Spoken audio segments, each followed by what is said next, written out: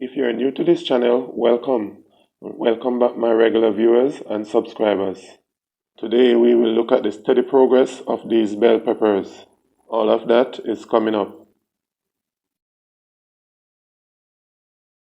So approximately 2.5 weeks ago, these guys were 13 inches tall. Sending out some branches, started budding and flowering nicely. And now I'm pleased to share with you their steady progress. So continue watching as we explore their growth and development. This feeling is super awesome when you watch them develop and producing fruits. Guys, I'm sure you'll want to experience what it feels like to start these from seed to the point of harvest without the application of chemical fertilizers. I know you don't want to be left out. This is an awesome feeling, so let's journey and enjoy it together. So this pepper that you're looking at right here was the first one to have set on this plant, followed by the one that is seen in the background.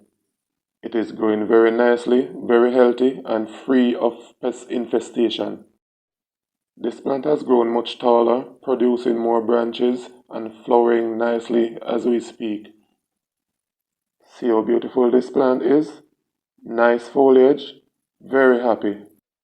I know you're waiting with bated breath to see exactly what is happening with this other plant, so now let's take a look at it.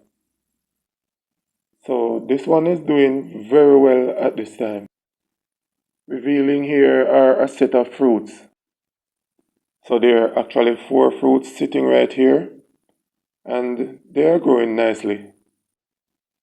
There is also a lot more budding and blossoming taking place.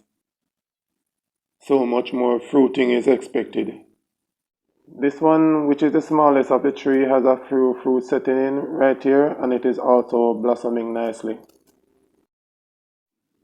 So based on their present location right now, they are exposed to a lot of sunlight.